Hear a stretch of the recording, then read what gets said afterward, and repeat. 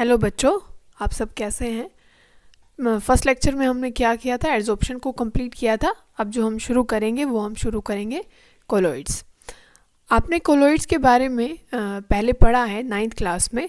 आपने true solution के बारे में पढ़ा है, कोलॉइडल के बारे में पढ़ा है और सस्पेंशन के बारे में पढ़ा है। तो हमें और ज़्यादा इन्फॉर्मेशन हमें यहाँ पे चाहिए कि कोलॉइड्स होते क्या हैं। अब देखो, सबसे जो छोटा पार्टिकल होता है, आपने नींबू पानी सबने पिया होगा। हम बनाते हैं, क्या करते हैं, पानी में चीनी डिज़ोल्व कर दी तो वो एक होमोजीनियस मिक्सचर बनता है। कि आप पानी ऊपर से लें, आप कैसे भी लें, आपका जो पानी है अच्छे से आप उसमें चाहे नमक डिज़ोल्व कर रहे हैं चाहे चीनी डिज़ोल्व कर रहे हैं तो वो एक ट्रू सॉल्यूशन बनता है। उसके पार्टिकल्स बहुत छोटे होते हैं, हम नहीं देख सकते कि उसमें क्या है, कि भाई कोई चीज़ उसमें ऐड हो रखी है कि नहीं हो रखी है। अब कोलॉइड्स में क्या है कि हमें पार्टिकल्स दिखाई पड़ेंगे। जैसे कि आप इसमें क्या मिला दें, आटा मिला दे, स्टार्च मिला देते हैं, मान लीजिए स्टार्च मिला दीजिए, या फिर उसमें आप आटा मिला दीजिए, स्टार्च ही जिसको हम बोलते हैं। आप मिलाएंगे तो वो किस रेंज में आता है, आपको उसमें पार्टिकल्स दिखाई पड़ेंगे, तो आप उसको क्या बोलोगे, कोलॉइडल। अच्छा, यहाँ मिट्टी डाल दीजिए, किसमें, सस्पेंशन में आप क्या डाल सकते हैं, मिट्टी डाल सकते हैं। जिसके पार्टिकल्स बहुत बड़े होते हैं उनको हम क्या बोलते हैं, सस्पेंशन। तो कोलॉइड्स वो होते हैं जिनकी जो रेंज है वो किस में आती है, 1 नैनोमीटर से 1000 नैनोमीटर के बीच में जिन पार्टिकल्स की रेंज आती है उसको आप कोलॉइडल, कोलॉइड्स आप उनको बोलते हैं। क्या बोलते हैं, कोलॉइड्स। जिनकी रेंज कहाँ से याद रखना है, 1 नैनोमीटर से 1000 नैनोमीटर के बीच में जो साइज़ आता है उसको आप क्या बोलते हैं, कोलॉइड्स। अच्छा, मीटर में देखेंगे तो आप ये याद करेंगे, ठीक है, 10⁻⁻9 से 10⁻⁻6 मीटर, ठीक है। अब आप देखें कि जो क्लासिफिकेशन है किस चीज़ की, कोलॉइड्स की, किसके बेसिस पे हमने कर रखा। जो दूसरा पार्ट हम पढ़ रहे हैं कि क्लासिफिकेशन ऑफ कोलॉइड की क्लासिफिकेशन किस बेसिस पे की गई है।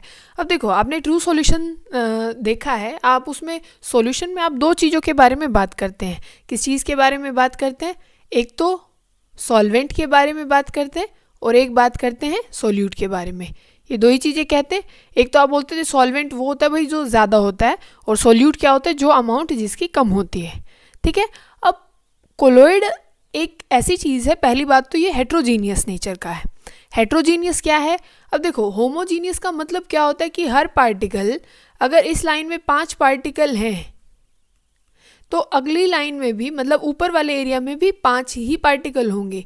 तो आप कहीं पे भी ऑल ओवर जिस वेसल में भी आप बात कर रहे हैं, जहाँ पे भी आप बात कर रहे हैं, पर्टिकुलर डिस्ट्रीब्यूशन होगी, वो तो ट्रू सॉल्यूशन होता है या सॉल्यूशन होता है।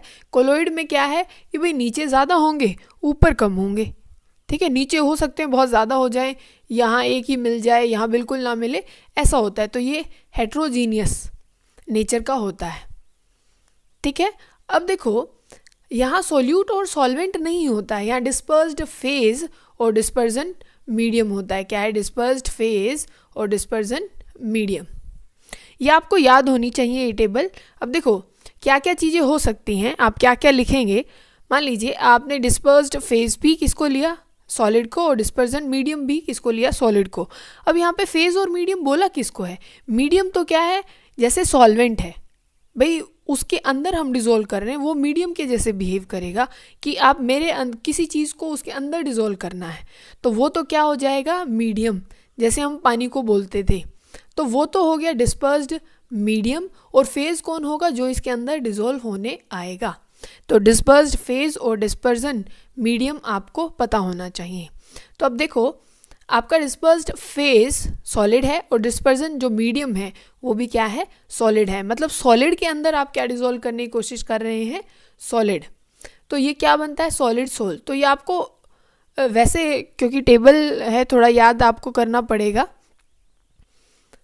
थोड़ा रट्टा भी हो सकता है, पर समझ भी सकते हैं आप इस चीज़ को कि सॉलिड है और सॉलिड में आप उसको डिज़ोल्व करते हैं, तो ये भी एस और ऐसी हो जाएगा कि सॉलिड सोल बन जाएगा, ठीक है ना। सॉल्यूशन हम यहाँ नहीं कहेंगे क्योंकि यहाँ कोलॉइड है ना, तो आप यहाँ सोल का वर्ड का यूज़ करते हैं, वहाँ सॉल्यूशन होता था। तो यहाँ सॉलिड सोल है, और इसका एग्जांपल क्या क्या होता है, क्या आते हैं इसके अंदर, आपने देखा होगा कि ये जेमस्टोन यहाँ पे लिखा हुआ है, रिंग्स आती हैं, बहुत सारे लोग पहनते हैं, जो पन्ना है या मोती है, ठीक है ना, वे पहनते हैं। कोई ग्रीन कलर का होता है, कोई पिंक कलर का, ऐसे ऐसे आते हैं कि भाई इससे शांत हो जाएगा गुस्सा, मतलब सब झूठ, तो ऐसा होता है। तो ये जेमस्टोन है कि सॉलिड और सॉलिड में तब आप मिक्स करते हैं तो सॉलिड सोल बनता है, जिसके ये एग्जाम्पल है, ठीक है। और हेट्रोजीनियस मिक्सचर होगा, होमोजीनियस नहीं होगा। फिर क्या है कि लिक्विड के अंदर, देखो याद रखेंगे कि कौन ज़्यादा है। लिक्विड के अंदर मीडियम क्या है, लिक्विड है, और फेज़ क्या है, सॉलिड है। फेज़ मतलब जो मिला रहे हैं वो तो सॉलिड है, और जो मीडियम है वो क्या है, लिक्विड। तो ये क्या बनाता है, सोल। अभी कैसे याद रखेंगे, जैसे कि मान लो आप सॉल्यूशन में क्या कहते थे, भाई पानी में चीनी को मिला दिया तो आप उसको सॉल्यूशन का नाम देते हैं, तो यहाँ उसकी शॉर्ट फॉर्म लगा दो कि वो सोल होता है। अब इनको याद कैसे रखोगे कि पहले तो देखो आप टेबल कैसे रखेंगे कि पहले तीनों सॉलिड रख दीजिए फेज़ में, फिर तीनों लिक्विड रख दीजिए, और फिर 2 बार गैस लिख दीजिए, ठीक है। अब ये देखेंगे कि तीसरा गैस क्यों नहीं आया है। और फिर क्या है कि ये सॉलिड लिखिए, लिक्विड लिखिए, फिर गैस लिखिए, फिर सॉलिड लिख दीजिए, फिर लिक्विड लिख दीजिए, फिर गैस, फिर सॉलिड, फिर लिक्विड, ठीक है। अब देखो कि अगर डिस्पर्स्ड फेज हमारा सॉलिड है और मीडियम गैस है, अब एक बात को ध्यान देंगे, तब भी हमारा जो मीडियम है, डिस्पर्जन मीडियम क्या होगी, गैस होगी, तो वो हमेशा एरिसोल कहलाता है। क्या कहलाता है, हाँ, एरिसोल, एयर की सोल, ठीक है। और तो भाई सॉलिड में सॉलिड मिला दिया तो वो सॉलिड सोल बन गया, मतलब सॉलिड का सॉल्यूशन आप जैसे याद रखेंगे। लिक्विड में सॉलिड को मिला दिया गया तो हम उसको जैसे सॉल्यूट और सॉल्वेंट में सॉल्यूशन बोलते तो वो याद रखें। अब एयर में सॉलिड को मिला दिया गया तो वो किसका सोल बना, एयर का सोल बना है, ठीक है। अभी क्या है आपने देखा होगा, हाँ, जो स्मोक और डस्ट है, ये आपको एग्जाम्पल याद करना है, स्मोक और किसका, डस्ट का, याद होना चाहिए आपको। फिर देखें कि अगर मीडियम सॉलिड है, मीडियम तो सॉलिड है, और आपका फेज कैसा है, लिक्विड है। सॉलिड में लिक्विड, ये आपने कहाँ देखा है, सॉलिड ज़्यादा है और लिक्विड कम है। ये ऐसा किस में होता है, जल में होता है, ठीक है। क्या बोलते हैं उसको, जल। कई बार ये पूछ, एग्जाम्पल क्या है इसका, चीज़, बटर और जेलीज। मुंह में पानी मत लाना, चीज़ है, बटर है और जेलीज है। अब फिर देखें कि लिक्विड और लिक्विड, लिक्विड मीडियम भी लिक्विड ही है और फेस भी लिक्विड है, दोनों ही लिक्विड फॉर्म है, तो उसको बोला जाता है इमल्शन। याद रखेंगे, पहले इसका पूरा टॉपिक था, अब वो नहीं है सिलेबस में। वैसे एग्जाम्पल के रूप में आप इसको याद रखेंगे, दूध इसका एग्जाम्पल होता है, मिल्क, या हेयर क्रीम जो होती हैं, तो मिल्क इसका एग्जाम्पल है, इमल्शन उसको बोला जाता है, और ये कोलोइड होते हैं, ठीक है। तो मिल्क एक कोलोइड का ही एग्जाम्पल है, इमल्शन इसको बोला जाएगा लिक्विड इन। तो यहाँ क्या है, डिस्पर्स्ड जो मीडियम है वो हमारा गैस है, और डिस्पर्स्ड फेज क्या है, लिक्विड है। तो मैंने क्या बोला था, तब भी गैस आएगी तो वहाँ आप क्या लगा देंगे कि भाई वो किसकी सोल है, एयर की सोल है, और उसको हम गैस बोलते हैं। तो जहाँ भी गैस की बात आए तो वहाँ पे आप एरिसोल लिख देंगे, पक्का, ठीक है, गलती नहीं होगी, एरिसोल। तो इसमें क्या एग्जाम्पल आ जाएगा आपका, फोग, मिस्ट या क्लाउड। जैसे क्लाउड आप याद रखेंगे कि भाई ज़्यादा कौन है, आप क्लाउड देखते हैं ऐसे ऐसे होते हैं, वो सारा ही गैस तो है, उसके अंदर लिक्विड भरा हुआ है, बादल में यही होता है, तो वो किसका एग्जाम्पल है, हाँ, एरिसोल। और जिसमें गैस तो डिस्पर्स्ड मीडियम है और जो डिस्पर्स्ड फेज है, लिक्विड है, उसमें आप बादल का एग्जाम्पल याद रखें। अब ये देखें कि सॉलिड डिस्पर्स्ड मीडियम है और डिस्पर्स्ड जो फेज है वो है गैस। अब इसको क्या बोलते हैं हम, सॉलिड सोल। इसको भी हम क्या बोलते हैं, सॉलिड सोल, कि डिस्पर्स्ड मीडियम सॉलिड ही है, जैसे ऊपर था। अगर डिस्पर्स्ड मीडियम हमारा क्या होता है, सॉलिड होता है, तो आप उसको क्या बोल रहे हैं, सॉलिड सोल बोल रहे हैं। जिसमें देखो प्यूमिक स्टोन होता है इसका एग्जाम्पल, या फोम होता है। प्यूमिक स्टोन क्या होता है, हाँ देखो ये रही इमेज। अभी अपने ना एडी साफ़ करने के लिए, पैर साफ़ करने के लिए ये हम यूज़ करते हैं आपके वॉशरूम में। अब इसमें क्या है, ये बहुत हल्का होता है। पहले तो पत्थर के आते थे, अब ये बहुत बहुत हल्का होता है। आप इसको उठाएंगे और इसमें बहुत ऐसे स्पेसेस हैं जिसके अंदर गैस भरी हुई है। ये सॉलिड है, इसके अंदर गैस भरी हुई है, तो ज़्यादा आपको सॉलिड दिखाई पड़ेगा, और वैसे इसके अंदर गैस है, तो ये सॉलिड सोल का एग्जाम्पल है। अब क्या है, अब लास्ट एग्जाम्पल देखिए कि क्या लिक्विड है, और लिक्विड के अंदर क्या है, गैस है। लिक्विड के अंदर गैस होना, और उसको क्या बोलते हैं हम, फोम बोलते हैं। क्या बोलते हैं, लिक्विड के अंदर तब गैस होती है तो आप उसको फोम बोलते हैं। और उसका एग्जाम्पल क्या है, ये फ्रोथ या विप्ड क्रीम, जो शेविंग क्रीम्स जो होती हैं, ठीक है ना, जो शेविंग क्रीम होती है, हम कहते हैं भाई ये फोम सा बन गया है इसमें। अब इसको याद कैसे करेंगे आप, वैसे देखो ये इसका ये ले लीजिए, पहले मैंने बोला डिस्पर्जन मीडियम बोलेंगे आप, फिर डिस्पर्स्ड फेज बोलेंगे, ठीक है। अब ये क्या है, L और ये G, इसका ले लीजिए आगे वाला अक्षर L और इसका भी G, LG कंपनी है, तो हम कहेंगे LG कंपनी का भाई एक फॉर्म है ना, जो हम टाइप बोलते हैं ना, एक फॉर्म है वही इस टाइप की। तो L लिक्विड और फिर G, LG एक फॉर्म है, तो वो फॉर्म आपका आंसर आ जाएगा। और फॉर्म क्या है, जो शेविंग क्रीम्स में जो बनता है। ये सॉलिड है और ये गैस है, इसको बोलो सर जी, ये सर जी सॉलिड फॉर्म। ये जो सर जी हैं, अपने सर जी जो हैं वही वो कैसे हैं, सॉलिड फॉर्म के हैं, ठीक है। वैसे सॉलिड फॉर्म या सॉलिड सोल दोनों बोले जाते हैं, इसको सॉलिड फॉर्म भी बोल सकते हैं और सॉलिड सोल भी बोल सकते हैं, गलत नहीं होगा, ठीक है ना। तो ये आप याद रखेंगे। तो आप कुछ भी बनाइए अपने हिसाब से, जो आपके दिमाग में घूमे, आप कुछ भी ऐसे वैसा जो आपका मन करे, आपको याद हो जाना चाहिए बस। देखिए ये रहा सॉल्यूशन दिखा रखा है इसमें कि होमोजीनियस मिक्सचर है, जिसमें ये डिज़ोल्व करता हुआ आपको दिख रहा होगा कि इसमें चीनी मिला रहे हैं, और ये कोलॉइड दिखा रखे हैं। रेंज अभी हमने याद की थी 1 नैनोमीटर और 1000 नैनोमीटर तक। अब कहेंगे पहली वाली कैसे, जो लेस देन 1 नैनोमीटर हो तो वो तो ट्रू सॉल्यूशन में आ जाएगा सस्पेंशन में, जो 1000 नैनोमीटर से ज़्यादा होगा वो सस्पेंशन में आ जाएगा। देखो ये सस्पेंशन दिखा रखा है इन्होंने, आप बना लीजिए, पानी लीजिए उसमें मिट्टी डाल दीजिए, वो बन गया, क्या बन गया, सस्पेंशन बन गया, ठीक है ना। अब कई बार उसी को 2 एग्जाम्पल के रूप में दिखाया जाता है, एक तो मिट्टी बिल्कुल नीचे बैठ जाए, और कुछ सस्पेंडेड पार्टिकल्स, बहुत छोटे छोटे पार्टिकल्स आपके पानी में ऊपर रह जाते हैं, वो बिल्कुल सफाई से नीचे नहीं बैठते कि सारे के सारे पार्टिकल्स बैठ गए। कई बार गंदा पानी आता है तो हम उसको कुछ समय देते हैं कि वो सेटल डाउन हो जाए, पर फिर भी कुछ ना कुछ छोटे छोटे पार्टिकल्स आपने देखे होंगे मिट्टी के रह जाते हैं, तो वो भी कोलॉइडल फॉर्म में ही होते हैं। नीचे वाला पार्ट सस्पेंशन के जैसे बिहेव कर रहा है, और ऊपर वाला जो पानी है वो किसके जैसे बिहेव कर रहा है, कोलॉइड के जैसे। तो डिस्पर्स्ड फेज और मीडियम के हिसाब से हम इनको 2 हिस्सों में डिवाइड करते हैं, एक लायोफिलिक होता है और एक लायोफोबिक होता है। लायोफिलिक और फोबिक ऐसा मैच कर रहा है जैसे कि हाइड्रोफिलिक और हाइड्रोफोबिक से है, और आपको जान के भी अच्छा लगेगा, लायो का मतलब ही लिक्विड ही होता है, ठीक है।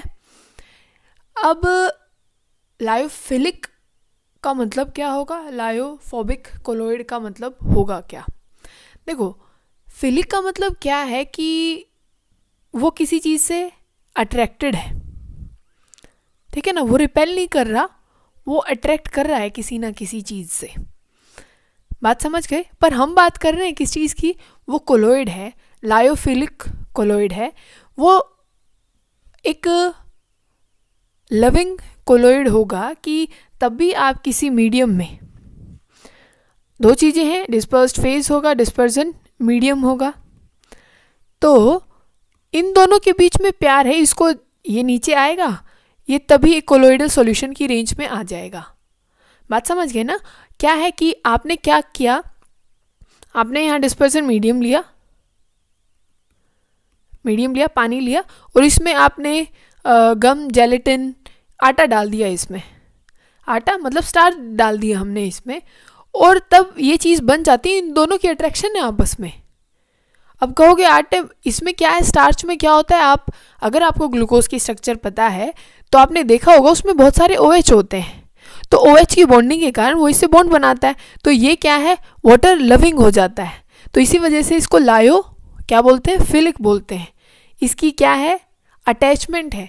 देखो यहाँ पे ये दिखा रखी है इमेज में कि लायोफिलिक में तब आप मीडियम में तब आप क्या आटा या गम या स्टार्च चीज जो डालते हैं, फिर वो उसमें छोटे छोटे पार्टिकल्स ऐसे बन जाते हैं जो कोलोइडल रेंज के होते हैं। ये लविंग है, इसी वजह से इसने फटाफट बना लिया, कोई ड्रामा नहीं किया कि ना भाई मैं नहीं कर रहा ये वो। और कमाल की बात पता है क्या, ये रिवर्सिबल नेचर का है। अब जैसे आपने आटा था, उसमें पानी मतलब पानी में आपने आटा मिलाया, अब उसको आप हीट कर दीजिए, पानी उड़ जाएगा, आटा वहीं रह जाएगा।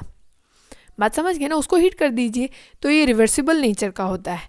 किस नेचर का होता है, रिवर्सिबल नेचर का होता है। और ये स्टेबल भी होता है। अब स्टेबल क्यों होता है बताओ मुझे, स्टेबल क्यों होता है? अरे इन दोनों की बॉन्डिंग इतनी बढ़िया है भाई। दोनों क्या है, जो लिक्विड है हमारा, मीडियम है, और जो फेज है, दोनों बॉन्डिंग करना चाहते हैं, तो स्टेबल तो होंगे ही होंगे कि नहीं होंगे, बिल्कुल होंगे। और ये आसानी से प्रेसिपिटेट नहीं होते हैं कि पीपीटी बना के नहीं बैठेंगे नीचे। बात समझ गए ना, नीचे पीपीटी बना के नहीं बैठेंगे। तो इसी वजह से इनको हम स्टेबल कोलोइड भी बोलते हैं और इंट्रिंसिक कोलोइड भी इनको बोला जाता है।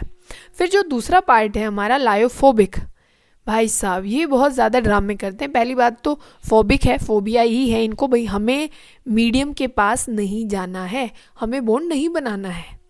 तो ये डिस्पर्स जो मीडियम है उनसे इनका क्या है, हाँ बहुत ख़राब 36 का आंकड़ा है इनका आपस में, do not form the colloid solution, कि उनको मिक्स करोगे ना नहीं बनाने वाले, इरिवर्सिबल नेचर के होते हैं। अगर एक बार बन गए, अरे वो बने ही बहुत मुश्किल से, तो ऊपर नीचे आप भाई हीट कर दिए वापस बन जाएंगे, तो ये तो आप रहने ही दीजिए। और किस नेचर के होंगे, अनस्टेबल के होंगे, और बहुत जल्दी प्रेसिपिटेट बनाना चाहेंगे, बहुत जल्दी प्रेसिपिटेट बनाना चाहेंगे।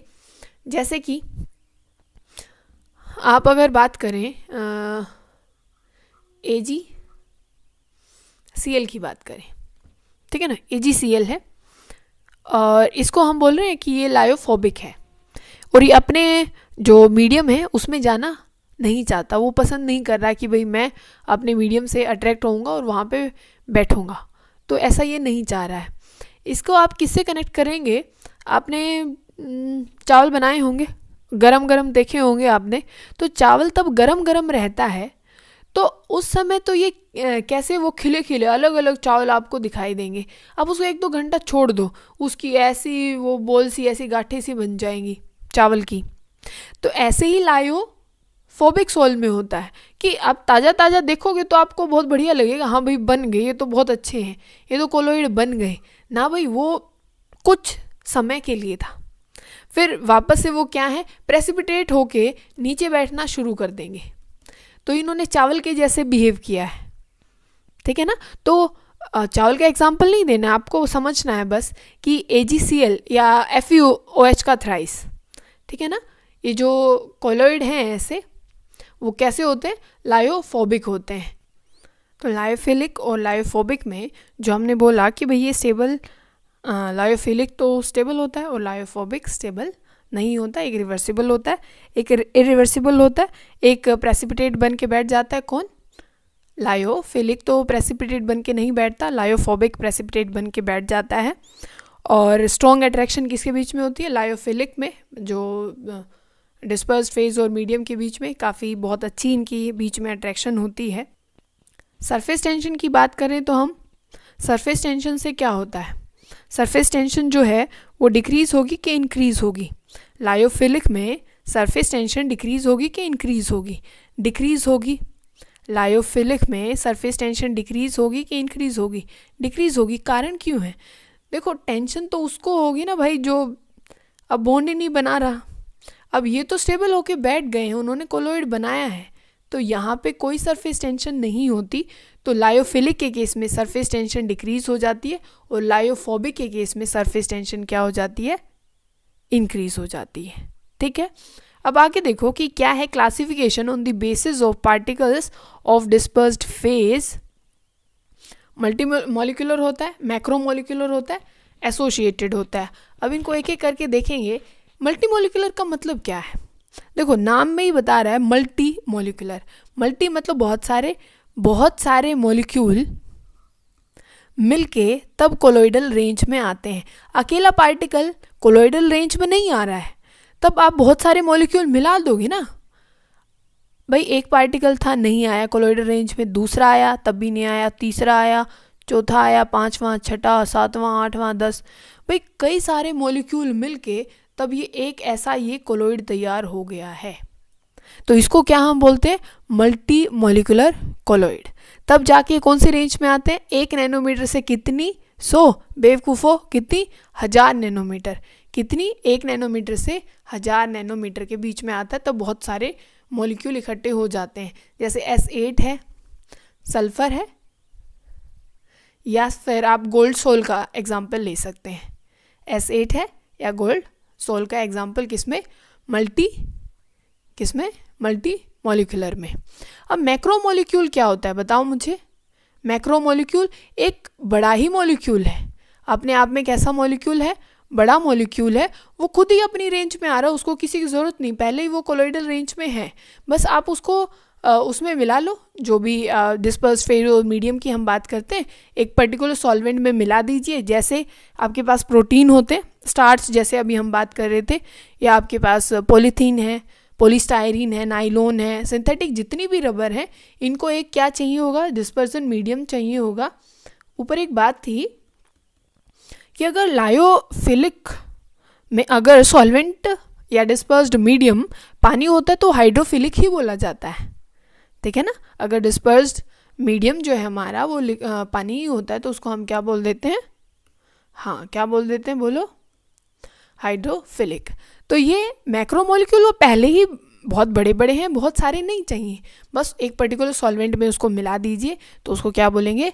मैक्रोमोलिकुलर कोलोइड, ठीक है। ये एग्जाम्पल आप सारे याद रखेंगे, जैसे प्रोटीन्स हैं, ठीक है, सेलुलोज है, स्टार्च है।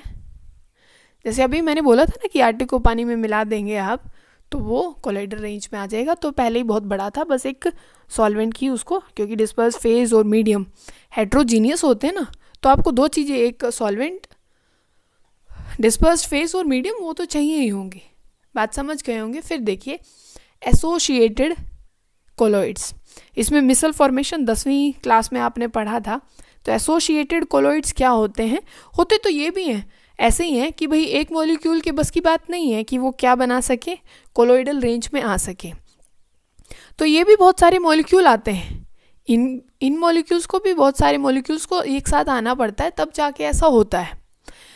इनकी कंसंट्रेशन कितनी है उसके ऊपर डिपेंड करता है। मान लीजिए आपने पानी में डिटर्जेंट आप डाल रहे हैं और मिसल फॉर्मेशन का एक तरीका है, ऐसे ही नहीं है कि वो मिसल फॉर्मेशन ऐसे ही हो जाती है। आपने देखा है, एक आप क्या बनाते हैं, टेल बनाते हैं, और एक आप ऐसे हेड बनाते हैं, बनाया होगा ना। हाँ, 10th क्लास को याद आई होगी आपको कि 10th क्लास में ऐसा ऐसा आपने कुछ बनाया था। तो यही मिसल फॉर्मेशन होता है, और ये किसका एग्जाम्पल है? एसोसिएटेड कोलोइड्स का। तब ये ऐसा बन जाता है ना, तब ये किस रेंज में आ जाता है? कोलोइडल रेंज में आ जाता है। एसोसिएटेड कोलोइड में क्या है कि अगर आप उस सब्सटेंस का, जैसे हम डिटर्जेंट डाल रहे हैं, उसकी अगर लो कंसंट्रेशन रखते हैं, आपने थोड़ा सा, बहुत कंजूस है, थोड़े से आपने डिटर्जेंट डाला और कपड़े धोने की कोशिश कर रहे हैं आप, तो मत सोचिए, गंदे रहेंगे कपड़े आपके। फिर क्या है कि अगर लो कंसंट्रेशन आपने रखी तो वो सिर्फ एक इलेक्ट्रोलाइट बन के रह जाएगा, इससे ज़्यादा कुछ भी नहीं। वहाँ मत सोचिए कि यहाँ पे मिसल फॉर्मेशन होगी, नहीं होगी। तो क्या है कि एक पर्टिकुलर कंसंट्रेशन होनी चाहिए, उस कंसंट्रेशन को क्या नाम देते हैं हम? CMC। और इसका मतलब क्या है? क्रिटिकल मिसल कंसंट्रेशन। और जिस टेम्परेचर पे ये होता है उस टेम्परेचर को हम क्या बोलते हैं? Craft temperature. क्या बोलते हैं? Craft temperature. बात समझ गए? ये याद रखेंगे, क्राफ्ट टेम्परेचर। जिस कंसंट्रेशन जो CMC है, उस समय जो टेम्परेचर रहता है, जिस समय जो मिसल फॉर्मेशन होती है, उसको हम क्राफ्ट टेम्परेचर बोलते हैं, और जो कंसंट्रेशन होगी उस समय उसको CMC बोलते हैं, ठीक। और ये क्या होता है? हाइड्रोफिलिक एंड होता है कि हाइड्रोफोबिक एंड होता है? बताओ मुझे। ये आप कैसे याद करते थे भाई? अब देखो, आप 12वीं में हो गए, आपको पता ही कार्बन चेन है, तो ये तो क्वेश्चन उठना ही नहीं चाहिए कि भाई ये हाइड्रोफिलिक है कि फोबिक है। ये नॉन पोलर एंड होता है, नॉन पोलर एंड है तो ये हाइड्रोफोबिक पार्ट ही होता है। आप क्या बोलते थे, कहानी सुनाते थे, क्या कहानी सुनते थे हम कि भाई हमारा कपड़ा एक गंदा सा हो गया है, उस पर यहाँ ग्रीस लग गया है कपड़े पे, तो पानी में क्या है हमने डिटर्जेंट घोला और वहाँ पे एक ऐसे ऐसे एक पूँछ वाला और एक सिर वाला एक सांप से आए बहुत सारे, और आपने लाइक डिज़ोल्व लाइक होता है, ये मैकेनिज़्म चल रहा है उसका, लाइक डिज़ोल्व लाइक होता है। तो ये जो आप पहाड़ से बना रहे हैं ये तो कार्बन है जो उसकी टेल है, क्योंकि ग्रीस को कार्बन ही पकड़ सकता था और ये पानी का जो पोलर एंड है तो पानी को ये पकड़ सकते थे। तो ये तो कैसा है, पोलर एंड है, हाइड्रोफिलिक एंड है, और ये हाइड्रोफोबिक, ये जो इसकी पूँछ है। बात समझ के ना। और डिज़ाइन बनाने ना गंदा आप कहोगे बहुत गंदा है, बहुत गंदा है, ठीक है। अब क्या है कि आप फिर पानी इसके ऊपर डाल दोगे और ये जो सिर हैं ये तो लेके इसको भाग जाएंगे पानी को, और ये इस ग्रीस को लेके भाग जाएगा। और ये कार्बन एंड आप क्या लिखते हैं इसमें, C17H35 COO negative Na positive. तो ये तो पोलर पार्ट है ना, ये तो क्या है आपका पोलर पार्ट, और ये क्या है carbon chain non polar part है। तो ये जो इतने सारे ये दिखा रखे हैं ये आपको दिख रहा होगा, ये सारे के सारे कार्बन्स हैं। याद कैसे करेंगे, कई ये भूल जाते हैं। देखो 17 का डबल करेंगे 34 होता है, एक बढ़ा देना बस 35, ठीक है। और CO नेगेटिव Na पॉजिटिव ये पोलर पार्ट रहेगा, ये हेड की तरफ लिखना है। अगर आप डिज़ाइन बनाना चाहें तो CO नेगेटिव तो ये हेड की तरफ रख देंगे, और यहाँ पे वो ग्रीस है और ये नॉन पोलर पार्ट है और यही इसको लेके जाएगा। यही इसका एग्जाम्पल है किसका, एसोसिएटेड कोलॉइड्स का। कम कंसंट्रेशन है तो वो इलेक्ट्रोलाइट के बिहेव जैसे करेगा। अगर ज़्यादा कंसंट्रेशन हुई वो कोलॉइडल रेंज में आएगा, एसोसिएटेड कोलॉइड उसको बोला जाएगा।